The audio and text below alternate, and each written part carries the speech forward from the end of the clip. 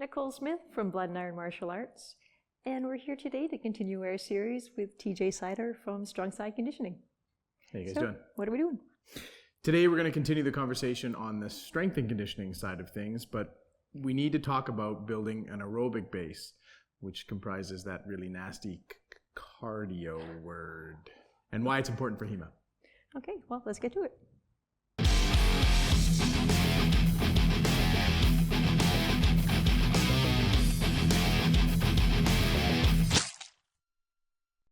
Hey guys, welcome back. We're going to talk a little bit more today, as we alluded to in the intro, about the strength and conditioning, more the conditioning side of things when it comes to your training. The reality of strength and conditioning and aerobic training is that it is by far the most neglected part of most people's training. It's just really, really, really critical. The reality and the reason behind that is because it's the most important part of recovery and power. It has, how do I want to put that? It's the underlying base of support for everything that you do.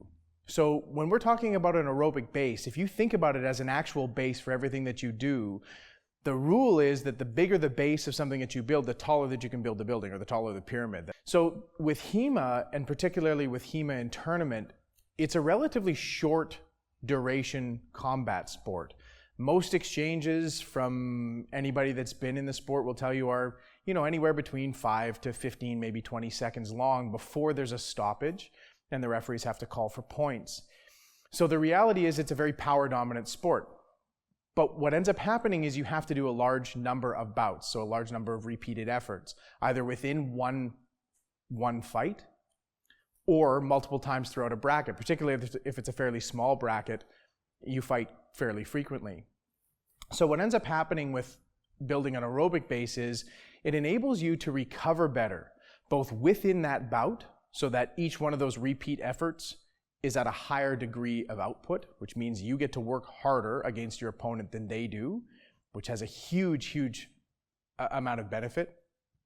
And then the other thing is you can recover more completely between your fights, so that every new opponent that you face, you still feel fresh, whereas as the day goes by, they get more and more tired. So with aerobic training and anaerobic training, or with oxygen and without oxygen, those two systems are what allow you to essentially compete. The first one, the aerobic system, as we talked about, is the base of support. That's the thing that will allow you to go for a very, very long period of time. The anaerobic system, or the without oxygen system, is the one that you use when you're doing things that are powerful and explosive. So essentially attacks and defense in HEMA, those short duration exchanges.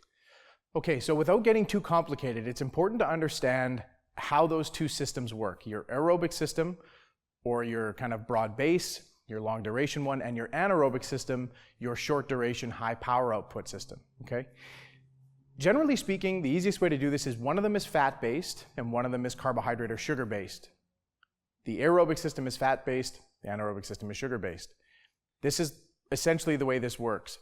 Your aerobic system is responsible for replenishing all of your stored energy that your anaerobic system, or your power-based system, uses when you do those very, very quick exchanges, okay? That's the way that it's designed. So what ends up happening is your anaerobic system, or your fast power system, works based on the stored energy that's already existing inside your muscles. And that's finite. It has a limited amount of resources. It actually takes a while to burn that off, but it's still finite. And it doesn't really like using it for an extended length of time. Your body will always try to replenish it when it can. The other side of it is, and I'm sure you've experienced this, when you're going through these high power exchanges, you build up something called lactate. That's the byproduct of anaerobic, or without oxygen, the power-based system. It's metabolism. So that lactate is kind of an indicative of you're working at a really, really high level. When that's done though, when you're finished your exchange, the energy that you use, the stored stuff in your muscles, takes some time to replenish. That's where the aerobic system comes in, and that's why this base of support is so important to build up. Because if you can't replenish yourself quickly and efficiently, then each one of those exchanges that you're doing within each match will become slower and harder on you. You'll accumulate more lactate. And in between your bouts in a tournament, you'll be more and more tired because your body won't be as efficient at restoring all that lost glycogen, that lost stored energy. So that's why this is really, really critical. Aerobic-based training pretty much solves all of those problems. It improves your lactate tolerance and it improves your ability to clear lactate. So that burning sensation, that's a simplistic way of putting it, but it helps to clear all that stuff, okay? It improves the stroke volume of your heart, which it's just good for you in general, but it also means that more blood gets to your working muscles, okay? It increases something called mitochondrial density. Mitochondria are these tiny little things in your cells that act like a battery, makes your muscles go, okay? So it makes more of those, okay? And then finally, it also improves something called capillary density, which is the amount of little blood vessels that go into your muscles. So again, more volume, more good stuff getting to the working muscles. That sounds pretty good, right?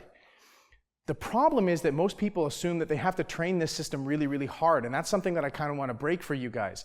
You don't have to train the aerobic system at a very high intensity. In fact, it's counterproductive to do so. Most people think that you have to be pushing yourself really, really hard, you know, doing all sorts of really, really demanding work for 60 seconds or 90 seconds or high intensity interval training because that's been the theme and the real buzzword lately in strength and conditioning. That's not true. With conditioning, you want to live either on the high side or the low side. The middle of the road doesn't have any benefit for HEMA, in my opinion, because the energy system that lives there doesn't really affect your fitness at all. With aerobic-based training, you need to be in a zone what I would consider to be non-panting cardio. So you could actually have a conversation with somebody. Doesn't mean you want to spend all day doing it, but it's not so difficult that you can't have a normal conversation while you're doing it. For those kind of nerdy people out there like myself, that would be roughly a zone 2 on your heart rate diagrams or your heart rate graphs.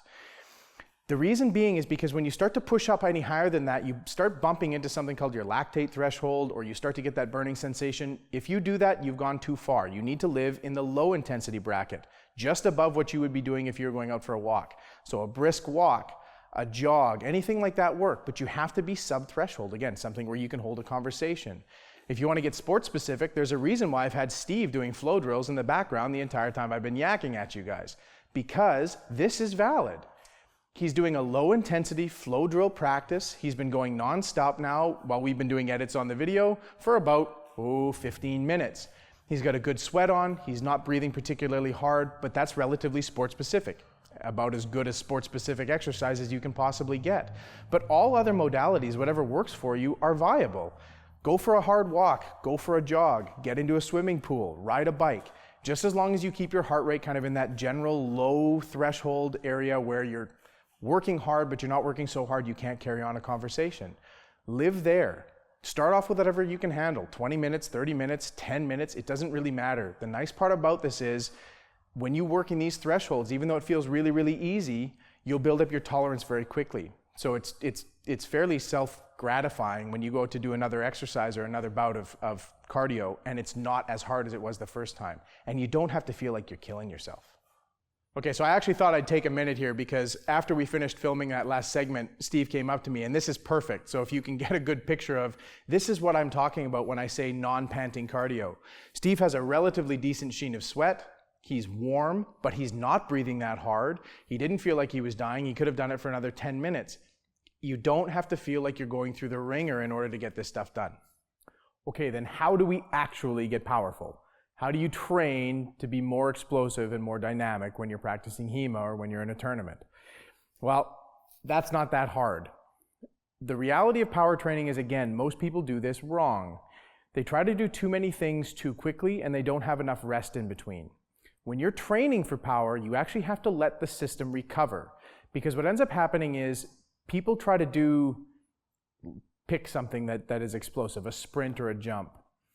They'll do a couple of them and they'll only rest 30 to 45 seconds. The problem is when you're doing a maximum effort, all out intensity, whatever, it's not just the energy that's in your muscles that gets worn out, it's your nervous system. And even though you feel ready to go again, if we measured your output, it would be reduced until that gets replenished. And that takes longer than you'd think. So generally speaking, for every couple of seconds that you're in duration of these high intensity exercises, you want to rest 30 seconds to a minute.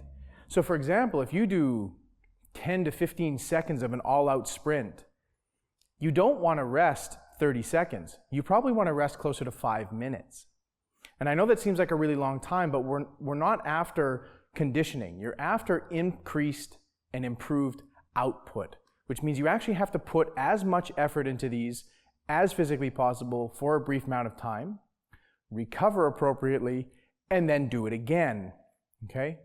So when it comes to training for power, anything again really works because you're trying to train your nervous system. It's not just about your body. Be as sport specific as possible. So if you have access to a training environment where you can have a sword, okay, you can do flow drills. You can do high intensity drills against a PEL, against an opponent, whatever it happens to be. Just make sure they're all out, high intensity. Your time frame, 5 to 15 seconds at the most. And 15 seconds is pushing it. 10 is probably closer to the truth, as long as you're putting in a full amount of effort. You shouldn't be able to go much more than that. Sprinting is probably one of the most applicable exercises to any sport, regardless of what it happens to be, HEMA included. Run hills, run stairs, pull sleds, push cars, any of those kinds of things that you can do to a high degree of effort for no more than 5 to about 15 seconds. That's how you train power. Generally speaking, longer rest than you think you need. At least a minute to a minute and a half, probably more like 3 to 4 minutes between each all-out effort, okay? Well, thanks so much for joining us today. And we'll look forward to what we've got planned next week, which is? We're gonna finally talk about actual strength work for HEMA. What works, what doesn't, and why. Awesome. Well, we'll look forward to seeing you.